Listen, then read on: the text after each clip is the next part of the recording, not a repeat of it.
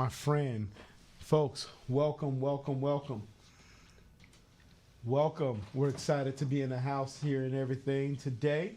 And you're here listening to Race Matters with Brother Carson.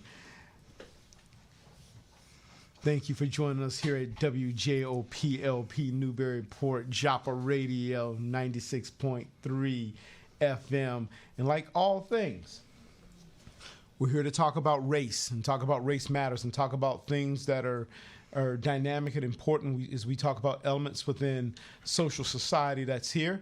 I got to tell you, folks, I'm excited to have a guest here. And we got a guest. I got to say, we're going to talk about just a lot of stuff. So I'm going to go ahead and I'm going to ask my friend to introduce herself. Bethany Groff Dorau, who is the executive, right? Director. So far, you're doing a great job. Am I doing a good job there? The executive director of the Museum of Old Newbury. That's it. You got it. Oh, so hey, let's go ahead and start off with this question here, because this is one that I asked this sister before we got on here. Why is it called the Museum of Old Newbury and not the Museum of Old Newburyport? Go for it. That is an awesome question. First of all, I have to tell you, your voice in my ears is so wonderfully loud right now. Can we turn you down just a tiny bit? All right. How about not in life, just on the that's perfect. Oh, gotcha, my That's friend. much better. There you go. That's a reasonable volume. That was great. It was like Eddie from every side. But I mean, I thought that's what you wanted. I do. I love that. But just a little. Shoot. Oh, you know me. I try to come in all different ways and stuff. My voice is ubiquitous. It is everywhere. It was perfect. All right. Well, it was deafening. So I will say that that Old Newbury has a particular meaning to a particular group of people. The town of Newbury, which was settled in 1635, encompassed what is currently Newbury, Newburyport, West Newbury, and Byfield. So it was a much larger town. It was a very important early community in the settlement of Massachusetts Bay. Of course, there were already people here, but this was a really remarkable community and had a real impact on. Whoops, I'm being adjusted. It had a really profound impact on the development of this nation, and so when the Historical Society was being founded, it wanted to be able to collect things that were prior to the founding of Newburyport in 1764. So Old Newbury really encompasses a much larger and much earlier community than what later became separated into Newbury, Newburyport, West Newbury, Byfield. So we got everybody. Ooh, I like that. Even so, my hood is at the Governor's Academy, which is in Byfield, and I'm still not sure what Byfield is, just to be honest with you. Well, I'll tell you something. I had a professor once in college who gave me some of the best advice of my whole life. He said, never attribute to malice what can be attributed to stupidity. And I will say, never attribute to deep religious feeling what can be attributed to not wanting to have to walk to church. And that is so key to understanding how these early communities formed. They were practical matters. We think of these early Puritan communities as being 100% godly all the time.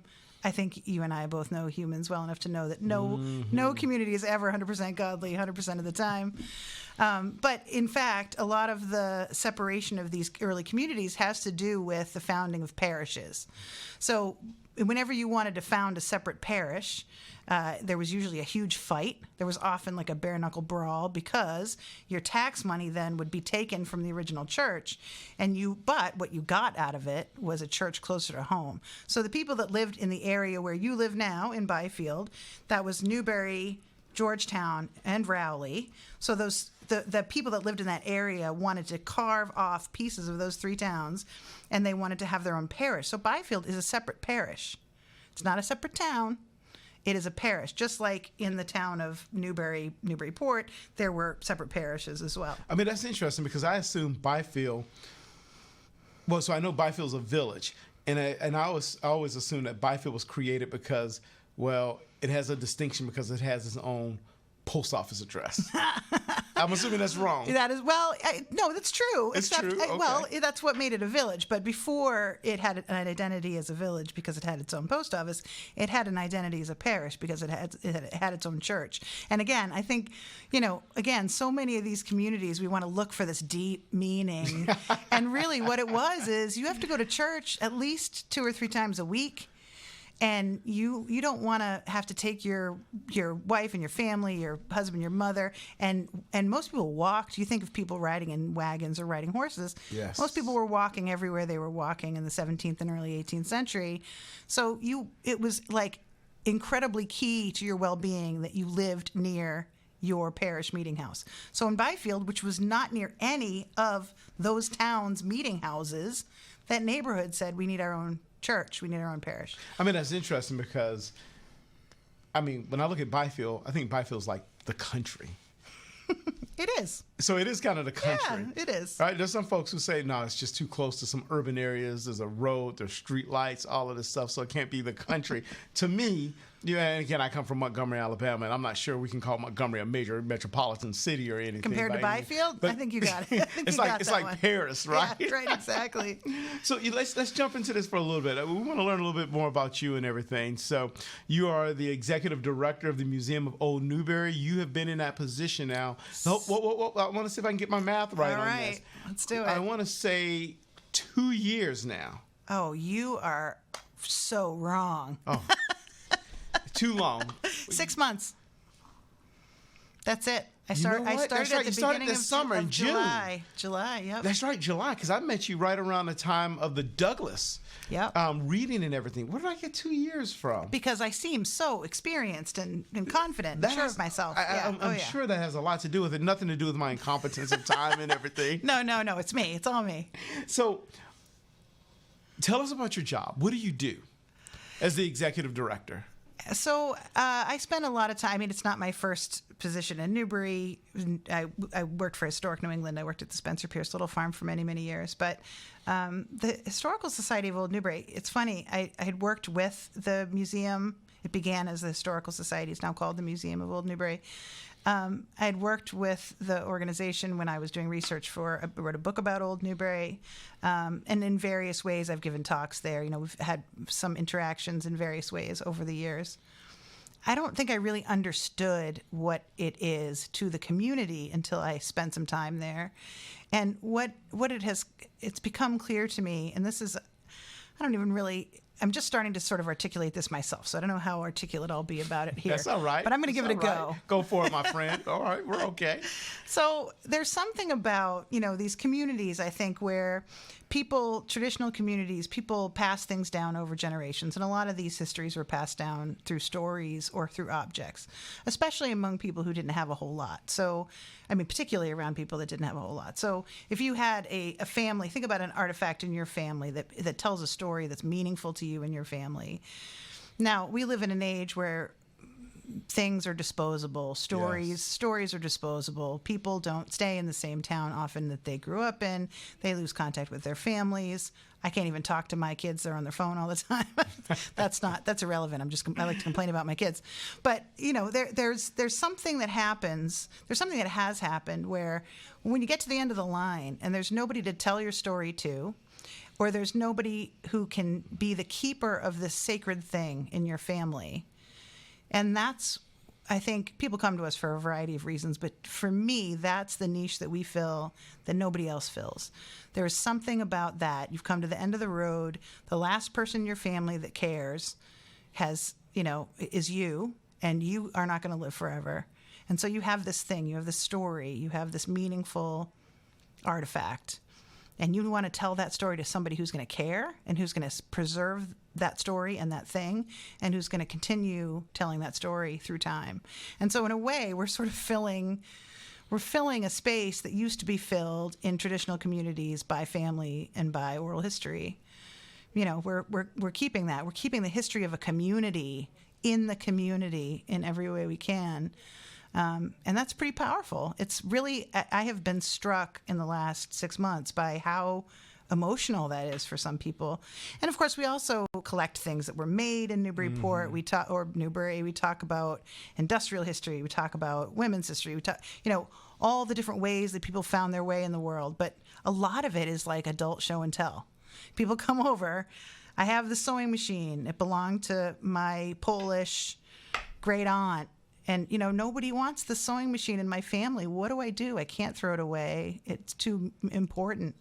And I have to tell you I have to give you the thing. I have to tell you the story of it. And now it's like we take that burden. And I don't mean that it's a burden, like it's an onerous burden, but it's, I have had people say to me, now I feel like I can die in peace. I'm not kidding. Wow. That's because strong. It's so strong because they felt like they needed to find a place for this memory or this object to be in the community in which it was made or in which it lived. I mean, it's interesting. My grandmother passed away probably, I want to say it was in 2014. It was my second year living in Massachusetts. That was the year of all of that snow, and it was terrible. I was unable to make it back down south. She lived in Selma, Alabama for a long period of time. And, I come from a family where we don't have a lot of things, right? We're Southern black folks. We don't, own a lot of, real estate or land or homes. But one of the things that's interesting based off what you just shared is the fact that in my own family, and I learned this by way of a cousin who lives in Riverside over in Manhattan, just not, back in 2016 when I was visiting her, she told me about my mom, my aunts, the sisters, is what we call them, that the one thing that they all cherished was my grandmother's Bible. I mean, I just think about hearing what you had to say and think about how important to them, right? We're not talking about homes. We're not talking about a lot of material things. We're not talking about stuff that's worth a lot. But for them, that Bible was so important, particularly for Southern black folks. My grandmother, where her faith and religion was so important. And hearing that just it blew my mind because I had to learn this by way of my cousin, this story. And I imagine you hear a lot of stories like that as well. Yeah, I mean, I can absolutely, there are certainly some families that have a huge collection of silver, right? I mean, then that's the thing that is meaningful to them. And that's great. And we certainly collect that too. But for me, I think the Bible, this is not only something that she owned that was valuable to her, but it was something that transcended just an object that she had because, it was something that she owned. It was something that was meaningful to her that she used every day that really meant something to her. And it reminded people of her. So I imagine that, that Bible must really sum up a lot of what your family remembers about your grandmother. Well, and we know as historians that oftentimes family genealogies are kept in Bibles, right? The history of families are written in the back of Bibles and they're passed down, right? I doubt that Bible's going to make its way to my desk. I'm a bit of a, as someone who thinks about religion, we've had lots of conversations about religion. We sure have. I wouldn't call myself a religious person. But religion's so important in terms of the fabric of who we are, regardless of our race, our gender, our class status. It's funny. I think we have a very sort of a similar personal view on organized religion, but there's no way to understand. I try to, whatever my own beliefs, I try to wonder what is important to the person whose story I'm hearing. And so I don't have to believe the same thing that they believe in order to understand what is important to them. You just have to reach to people with empathy and sort of try as much. Again, with the Bible, I think that Bible can mean 100 different things to 100 different people. What's important to me is what it means to your family, not what it means to my family or anybody else's family. So I think in that way it can be. There is a human story here that is represented in so many different kinds of stories and so many different kinds of objects for people. And, I think there is a thing that's happening in the research and writing of history where people are starting to see the books like the Things They Carried, which of course talked about the Vietnam War and the things that through an object point of view. And then there was a recent book called The Things She Carried, I believe. And I'm, for a historian, I'm incredibly bad with titles and names. Right. So, but it basically you can tell the story of a life from an object in its context, or in some cases where you have a whole person's life who, in the historical record, there's one passage that describes them, and it's like more precious than gold, so much more important to me than these people who have volumes written about them, because this person's life, like this is like this beautiful little gem that you see something that this person left behind in the world when, society, or maybe even themselves, maybe even they didn't think that they were particularly important, but there is this, but they still left a mark. And I'm just subversive enough to just love that. The idea that it also, you often find that the way people actually live, as much as can be revealed by a really deep dive into the historical record, is at odds with how people said they lived, or how people wished they lived, or how people wanted other people to live. And for me, that's sort of, that's wonderfully refreshing. It's very hard for us to dictate what life is actually like for other people.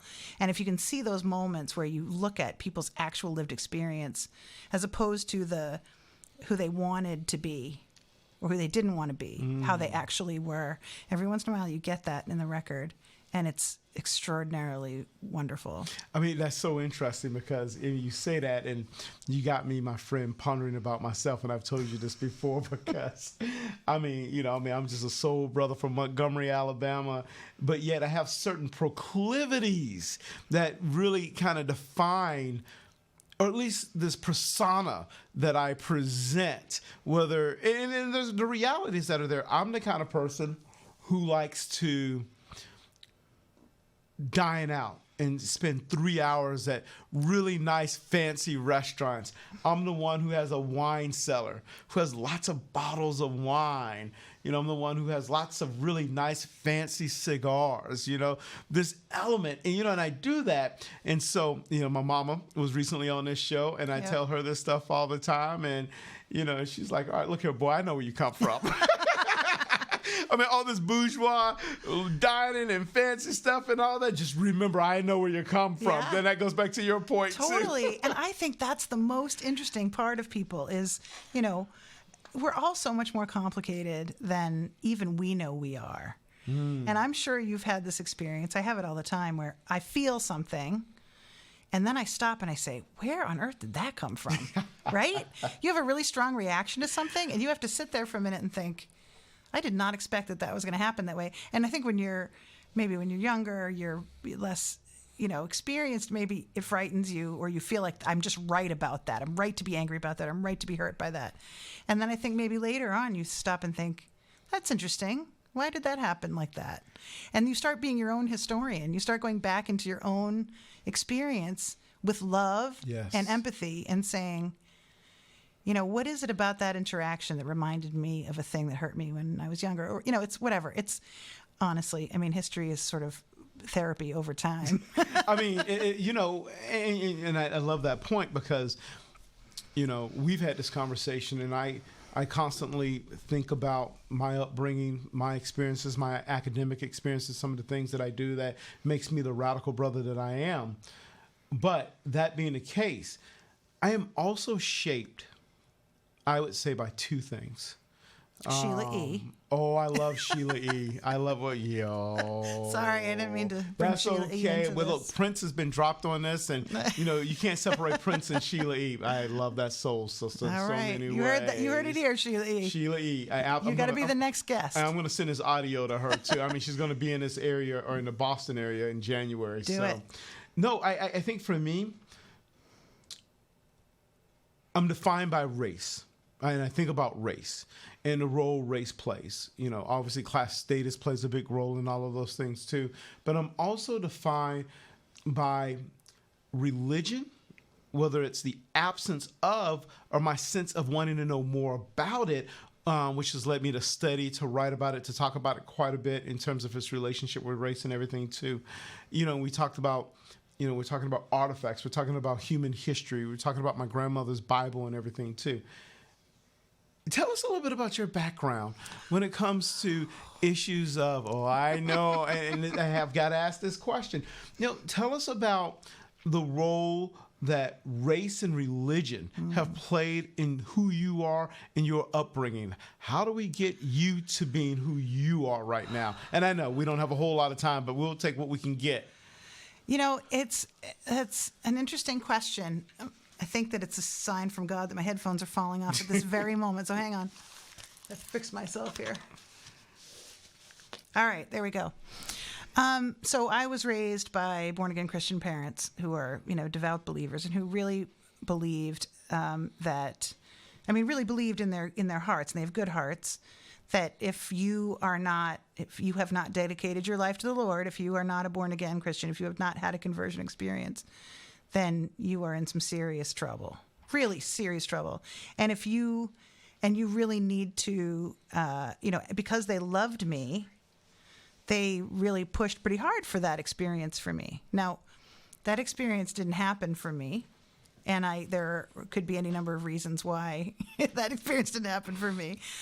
But for me, that left me with this feeling of being outside the circle.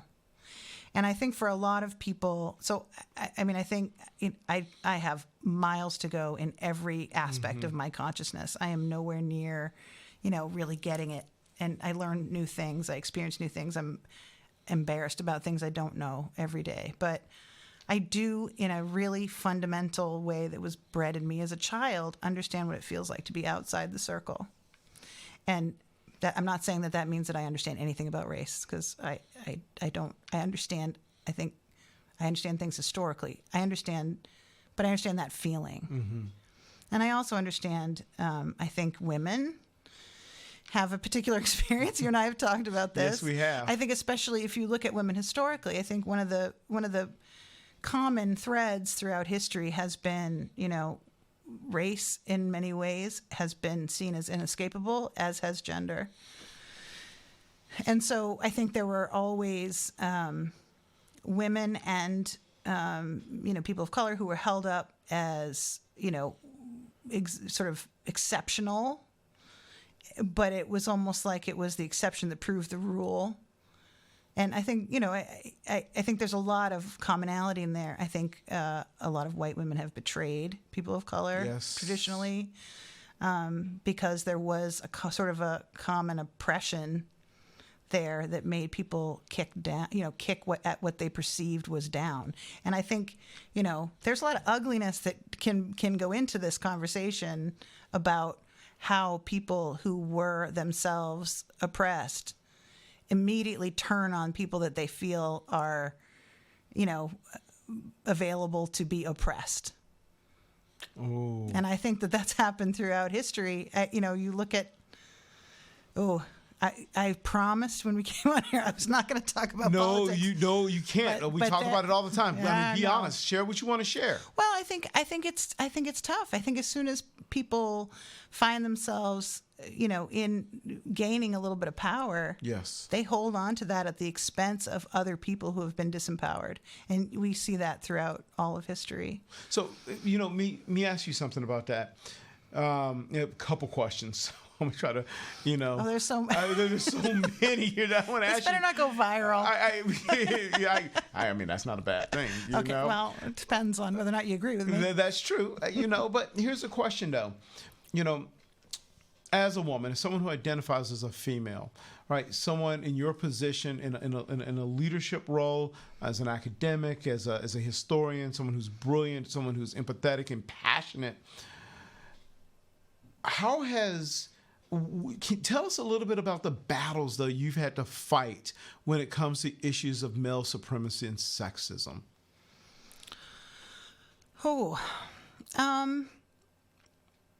And share what you want to share. Yeah, no, I mean, it's almost like I'm spoiled for choice. There's almost too many things to talk about. I think I can give you sort of maybe a little bit of a banal example from my own profession, which is that I think, women were really seen as the keepers of family, and as such, were sort of being interested in history or working in a museum was considered an appropriate sort of sideline for an appropriate hobby it was a safe hobby for sort of middle and upper class women at the end of the 19th and early 20th century. And actually, all right, I'll be bold and say well into the 20th century. Thank you. And so I think our whole field has really wrestled with this idea that, museum work, because it was traditionally associated with women's work,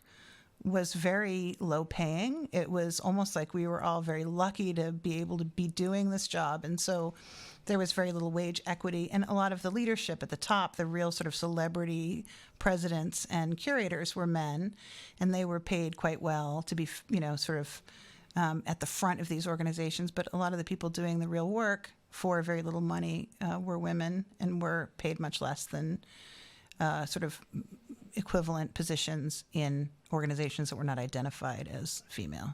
So, and I'm not asking you to name anything, and this may not have anything to do with your current role, but just speaking in general, have you faced those elements where you felt that you were drowning at the hands of male supremacy within your particular roles and the battles you found yourself having to fight because of those injustices that existed?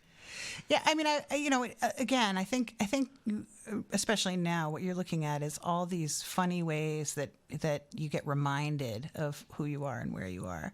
And I had a situation where I had a colleague who was less experienced than I was, but he was a man, and he had an equivalent experience that I did. And I sat in a meeting where it was never. Somebody said, "Well, he's the breadwinner." Ooh. There was never any suggestion, and it's funny because actually he wasn't the breadwinner, but there was never any suggestion that I might be the breadwinner, or it was just a sort of a given that he would need to make more because he had a family. Well, I was a single mother at the time with 2 little kids, so that sort of that rankled somewhat. That was tough, but again, I don't think anybody would have thought twice about saying that. I hope that we're making progress. I hope we are. But do you believe we are? I mean, be honest. Do you really believe that, we talk a lot about white supremacy. Let's talk about male supremacy.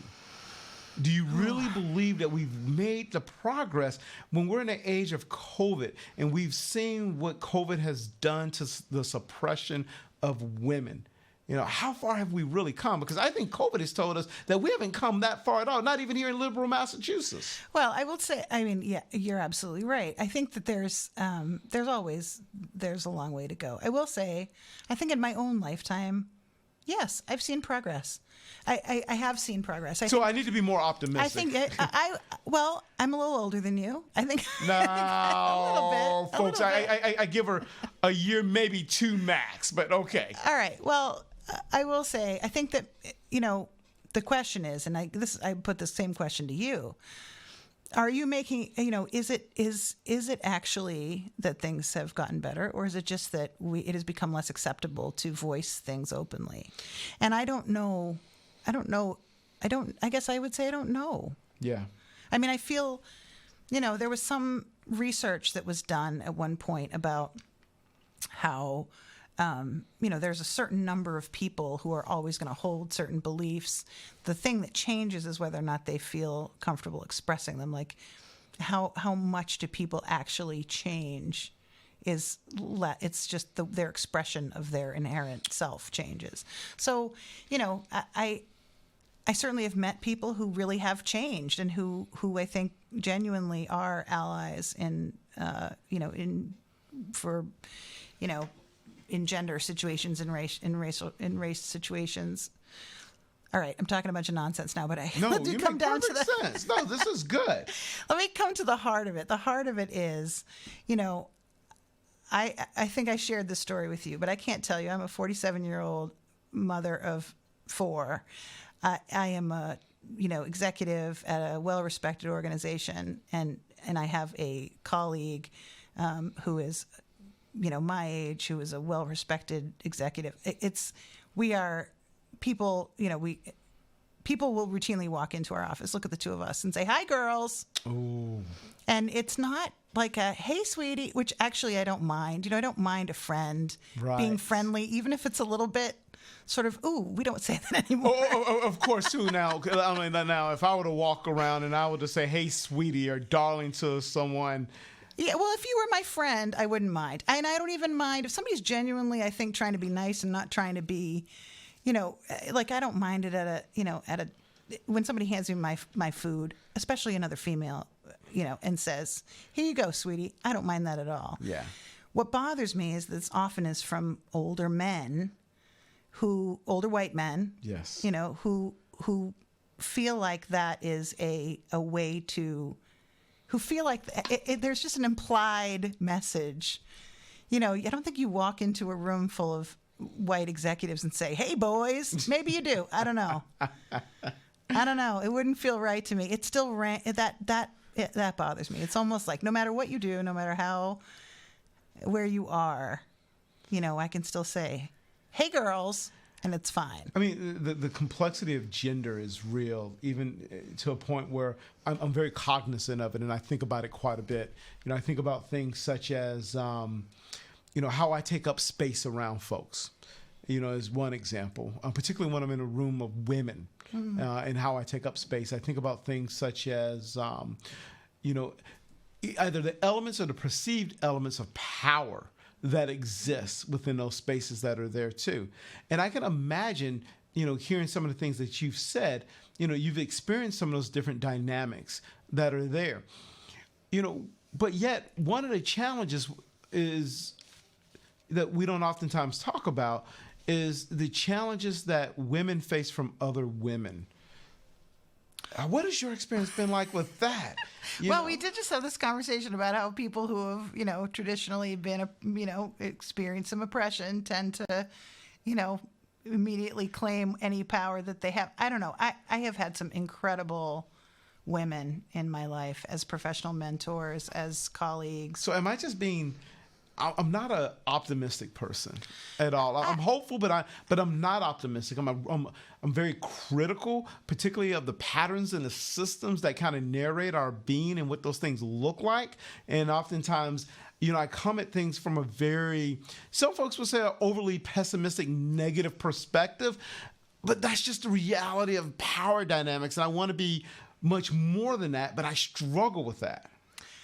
I don't know why. I don't know why I have I think that first of all, there's no denying that I come from a place of privilege in terms of race. I do not come from a place of privilege in terms of my family's economic standing. Yes. We certainly could talk about economic struggles and the issues the lifelong legacies of poverty that we bring into the rest of our lives.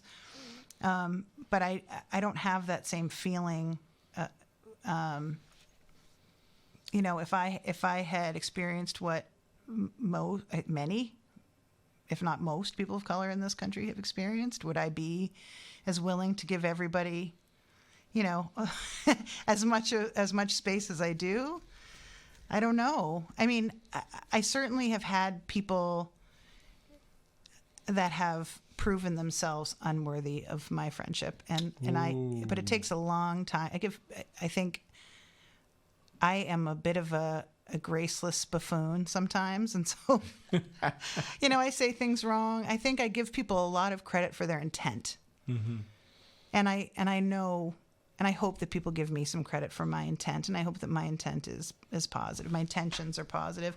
I think it cuts off a lot of conversation and positive progress if people don't feel like they can say something stupid or say something wrong and be forgiven, or be heard from their heart rather than from their mouth. I don't know. I say dumb stuff all the time, and I want other people to feel like they can say dumb stuff around me that comes from a good place, and and get forgiven. Do you worry about saying dumb things to me? Oh, all the time. I worry about saying dumb things to everybody. Oh, I hear you. Okay. Yeah. Right. No. I think you're talking about taking up space. Yes. With people. Certainly I think I identify with people that are a little socially awkward, which is funny because I talk a lot and I'm pretty. I talk a lot. I'm definitely not socially awkward. Some folks will accuse me of having an ego that can just expand an entire space in many ways. Well, you know what? It's funny. That feels to me. Or maybe that's just my own insecurities. Well, it might be a man thing too. I hate to say it. There might be a little bit of a man thing there. I think some women have. Well, I'm not even going to say some women, but in my own experience, you know, I have some real deep insecurities that I think, you know, are sometimes masked by being pretty bombastic and talking, getting right into the situation. And sometimes I put my foot in it. I don't know if that happens to you. I don't know if, you know. I would say that used to happen at one point. I think where I'm at now is, you know, I'm like a lot of folks. You know, I'm just a extraordinarily average brother with a so you're an extraordinary above average brother. You know, I mean, but part of it too, though, is, you know, people say, you know, with big ego comes the masking of one's own insecurities and what that looks like, because we're all human. And how do we navigate in this world as human beings, and particularly in our own identities? You know, I'm a cis, heterosexual, black man that comes with, you know, marginalization and oppression, but also privilege. And you've talked about, you know, the privileges you have as a white person, but yet as a woman, but yet as someone who, you know, grew up not having a lot of things that other folks have. Yeah, I mean, I think that, you know, to me, and I don't know if we're going to find common ground on this or not, but there's something that happens to people who have been outside the circle, and I don't know how you define that circle, and you know, it's outside of power for one reason or another, and I think that those people can find common ground with each other if they are open to each other's different experience. I don't think you can say, you know, a white person has had the same experience as a, you know, middle or upper class black person. I mean, you can't say that. They're not equivalent. It's more just that, you know, that the understanding of being outside of power, there is a commonality there that, you know, we've talked about economic, yes, you know, issues and what it's like to, you know, be, you know, in a situation where you are genuinely hungry. I don't really know anybody else. See, that's a very privileged thing of me to say. There are plenty of people in Newburyport that are genuinely hungry right now. That's interesting. I don't know them. I feel like, you know, when I was growing up, there were times when there was some food insecurity, and that shades everything you do for the rest of your life. You will never go grocery shopping as an adult the same way again. I mean, if you were ever hungry and poor. Yeah, I mean, that's interesting too, because, you know, I didn't come from a lot of means. You know, we didn't grow up in mansions and big suburban homes and all of that stuff too. But I'll say this much, you know, and again, we're around the holidays and we're just coming off of, for those who celebrate Christmas, you know, well, my folks made sure I had toys to unwrap come Christmas Day. Never worried about whether or not we're going to have heat in the winter time. Never worried about food, any of that stuff. Those are things that I never even fathomed. And I didn't come from any kind of wealth or money like that, right? But just didn't think about it. Not once. I remember once growing up thinking I was rich until I got a little older. And I was like, well, no, that's not the case. Well, compared to some people, you were. I mean, that's true. You're absolutely right. So I think if you can hold on to that feel, you know, again, I don't want to be some Pollyanna like everybody's experience is the same. I mean, there is something about, you know, being viewed as female or being female. You know, you are much more likely to be the target of violence, yes, particularly sexual violence, than than males, right? So, in that sense, you know, if you're a person of color, you're much more likely to be a victim of violence than a white person. So, you know, you look at this like there is always somebody that's. Well, that's not even true. See, again, that's elitist. I was going to say there's always somebody that's worse off than you are, but man, eventually there's that person that nobody's worse off than they are. But, you know, but that's interesting though, you know, and you know this is a historian, that, you know, over the annals of history, there have been times where those who felt on the margins or who felt oppressed have found commonality, and they've bonded together, and they've been able to organize and really bring about some of the structural and some of the systemic changes that needed to happen. And of course, too, and I'm just going to go ahead and say this, you don't have to agree with me on this or not, as someone who doesn't believe in capitalism, though I am complicit, as we know. Hey, you got to buy your nice meals and your good wine. My nice meals, and then I do order things from Amazon, right? I mean, True confessions. It's just a reality. I have to show you this newspaper article sometime. I think it was my second year at the Governor's Academy that students made fun of me. I was on the cover of the student newspaper where they were making fun of my Amazon shopping habits for books and my cigars and my wines and my fine dining, and they were calling me kind of a faux socialist or a faux anti-capitalist. They're like, Eddie's just full of crap, but I'm full of contradictions. Right. Well, and I think we all are. Totally. And I think that gets at the heart of what I love so much about history, right? So I can look at, obviously, the people that kept the best records and about whom the best records were kept are the privileged, the people in power. Mm-hmm. That is clear. I am very lucky in that my mother's family, at least, never left Newbury. We've been here since 1635. No, is it Newbury or West Newbury? Well, now we're in West Newbury, but of course it was all Old Newbury. It was all Old Newbury. Okay, I just wanted to make sure we were right here. Okay, no, we were here before West Newbury existed by a couple hundred years. But so I know an awful lot about my own family history in that way. But there, you take any individual life as much as you can, and you look at the ways that person appear. The trace of that person, the threads of that person's life remain in the historical record. And again, sometimes it's one record, and it brings that person back to life in a way. You look at that, and you can look at that person, and you can look at that person's experience. And I'll tell you, I had the most incredible experience on the night before Christmas Eve, right? I was writing an article for our newsletter for the Museum of Old Newbury. And I came across, this is Sharon Spieldiner from the library. You can say to her, "Oh, I found this great story about ducks." And she'll be like, "Well, in 1847, there was the great duck episode of," and she's always got it like, "Well, you should look in this other place." And it's something amazing. So there was a shooting on Christmas Day in Newburyport in 1884, which is hilarious. And it's in the newsletter, so you'll have to read that newsletter article. It's a good one. It involved a drink called hot gin. That's all I'll say about it. Oh, I'm curious now. And so I sent it to her, and she was proofreading, and she said, "Well, yeah, that's fine, but you got to read about the two women they found dead in the front room of the Merrimack House Hotel in 1853." And I was like, okay, well, now I have to research. And it was this, so I went back into the record, and let me give you the barest outlines of the story. Go for it, I'm curious. It is burning a hole in my skull. I dreamt about it last night. And it starts off with this, like, this is great, this is such a cool story. And then at some point, you remember that this was a real person, and it kills you. It crushes you dead. And I try very hard to keep my my historian's perspective on this thing.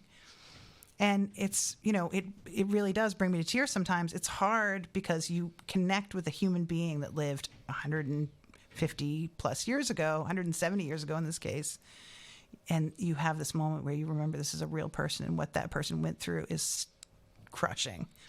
And I think that can be, again, the empathy that you can learn by studying any life. I had that experience when I was studying, and I'll tell you the story of the other. So these two women were found dead in this hotel in Newburyport. And what happened is the whole town turned out. It was like this classic whodunit. Everybody in town had some theory about what had caused these women's death, two young women.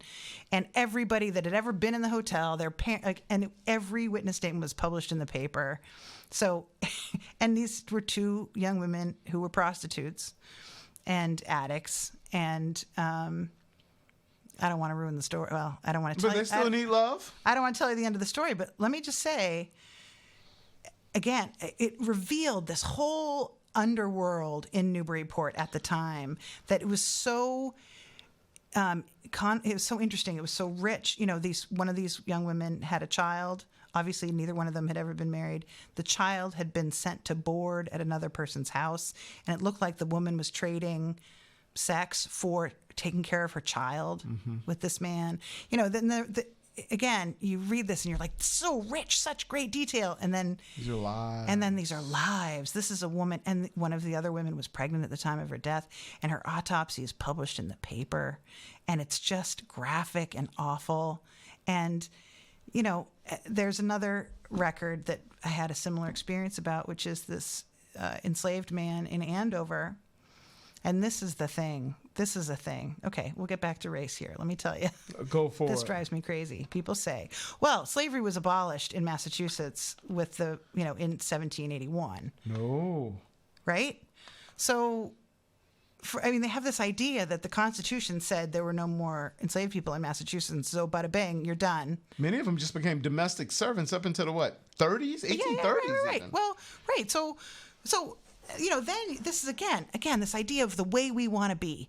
We in Massachusetts, we in New England, we're the good guys, right? We want to say 1781, long before the Civil War, long before anything else. We woke up one morning, we said, this is a bunch of nonsense. We eliminated it. Freedom. Yay. Right? How does that work in an actual person's life? You tell me how that works, and I will tell you that is the way we want it to be, and that's the way we want to see ourselves. That's not what actually happened. Mm-hmm. What actually happened is different in every situation and in every family. There were plenty of enslaved people who remained enslaved in everything but name. There were plenty of people who remained enslaved and were described as slaves in the record. You can't tell me it was abolished and nobody was doing it. You've got, somebody that's been working in your house for 80 years. What happens to that person? Do you just say, okay, well, just go. Just get out of my house. How does that work? I mean, I'm sure there were plenty of enslaved people that were like, what? Now where do I go? You've taken everything away from me. Where's my capital? How do I buy a house? What do I do? What's the plan, you guys? I mean, it's interesting, too, because you're talking about, two really, we think about intersectionality and shared elements when it comes to issues of race and gender. That's right here. The fact that you go back to those women who don't want to be prostitutes, but yet this is what they found themselves just because of the system that's in place. They have to do or to be what they were in order to survive, to care for themselves and their family. And for folks who were enslaved, no choices because of a system that was created to oppress in many ways. Absolutely. Too. How, and as we get closer to the end of time here, I have a couple questions, but one question I want to ask you is, when you have to be as direct as you are now, which I love, and as honest about these experiences, because people want to romanticize and glorify these patterns of history, how do people respond when you tell them a truth, particularly a truth about their own community, that they don't want to hear? I don't very often use sort of religious or biblical texts in the way that I explain how I try to live my life. But there is a verse in the Bible that says, speak the truth with love. Mm-hmm. And there is a thing about that I think is the way, we were talking about the end of slavery in Massachusetts, right? I wrote an article for our newsletter about a man named Pompey, who lived in Andover. Oh, I know. Yep. Yeah. I'm very familiar. Yes. And he murdered his enslaver in 1795, right? 1795. Now let's do the math there, Mr. Math. Don't put me on the spot. So here. We're going to say slavery was abolished in Massachusetts in 1781. This is 1795. Yes. And he murdered his enslaver after he was left naked, tied outside in the winter. He kept running away. He kept saying, I'm free, right? And the selectmen of Andover kept sending him back to his enslaver. Now, I wrote an article about that, and it made me so angry. It made me angry on his behalf, because we're all blithely walking around saying, not understanding that happened to a real person. We're able, or some of us are able. I would have said the same thing, honestly, a couple of years ago. We're able to take what we feel is the moral higher ground and say, well, we saw the error of our ways and we changed. Well, it took us a darn long time, and guess what? It was too late for that man. It was too late for that man. Now, I can talk about that man, and I can tell truth about that man. And if people don't want to listen, if they want to argue, that's fine. But that is a fact. That is a fact. And so I'm not trying to fight with people. If people want to say slavery was abolished in Massachusetts in 1781. Some people say 1783. I just say, well, it's complicated. That's not actually, there are plenty of people who were enslaved long after 1781, 1783. And then if people, but I try to say that understanding that maybe people, again, get back to this, never, attribute to hostility or malice what can be attributed to stupidity. I'm sorry, I don't mean to, or ignorance, right? Not stupidity. So, right. Maybe they don't know. I wouldn't have necessarily have known, but the more you know about real people's experience, the more it sort of opens up your own mind and your own heart to understanding the commonalities. I think one of the great lost opportunities in our history was the incredible work that women's rights activists were doing for abolition, which again fell apart after. Well, complicated, particularly after black folks, black men got the vote, and and even some folks that people worship in many ways. I mean, there's a complicated history. We won't get into this on the show, even with Elizabeth Cayton Stanton, for example, too. That folks, I know. People are like, oh no, she was. Well, let's talk about that for a little bit. Right, and I mean, look at you can look at that from both. You can 100% look at that from that side. You can also look at it from the other side of, people that were saying, yeah, any man is more worthy of the vote than any woman. Yes. So in that case, gender was more important in denying political power than race in that particular situation. Now, I don't make that a bigger deal than it was. I think it was exactly what I said at the beginning, which I think you agree with, which is that as soon as somebody gets power, and somebody else is denied power, the system is designed to keep people who are not privileged at war with each other. Yeah. I mean, that's just the way the systems work, whether folks want to agree with me on this or not. Capitalism benefits when the marginalized, the oppressed, the working class are constantly in conflict with each other. 100%. And it was a long history of that, too. We see it in operation.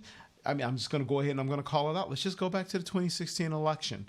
And the most important thing about the 2016 election is, let's convince folks that whether they share commonality because of their struggles and their class status, but let's just make sure they realize that they're different because of their race and they can't see those bonds, those commonalities that are there. Or how do we pit women against each other and keep folks divided there too? Well, and I will also say, if you want to look at this common language that people tend to use about, there are very few white supremacist movements that are super gender equal, that are super egalitarian about gender issues. Oh, right? Absolutely. Right? You're going to find you find a lot of isms live together because it's very hard once you've gotten in the habit of, putting down one category of people. It's just really easy to keep going. Oh, my friend, and then that's the trouble, that's the struggle. That's one of the reasons why we have these conversations here. As we're kind of at the end of the show here, I do want to ask you this question: how can folks get involved at the Museum of Old Newbury? Well, we're a membership organization. The first step is become a member. Read our newsletter, give us feedback about what you'd like to see. We are in the process of trying to do a better job of telling a more diverse group of stories, researching a more diverse group of people. I think Newburyport's got a whole host of stories to tell. Newburyport, Newbury, Old Newbury. I think that's the best way to get involved right out the gate. But I do think we have a lot of opportunities to do research. We are in the process of looking at expanding our opportunities to do research. Our archive is incredibly important. Original documents that have not been analyzed are waiting for scholars to come and look at them. That's the best way. Become a member, get involved, volunteer. Let's talk about how we can connect with more people in the past in new ways. So when I finish my book, I have a project in mind and something you said to me. I won't get into it right now, not enough time, but we need to have a conversation about things we could do together that could be exciting and extraordinary. I would love it.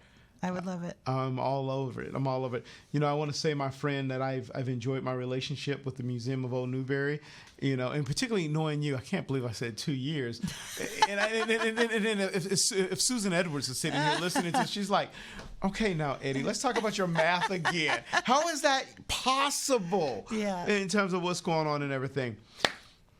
Bethany, thanks for joining Race Matters. As always, it's always super fun to have a conversation with you. And hopefully you'll come back, because we got a lot to talk about. We can go on and on and on for days. I feel like we're just kind of really scratching the surface of some conversations we're going to have, but hopefully you'll come back. I love it. I can't wait to hear about your book. Oh, I just need to get it done.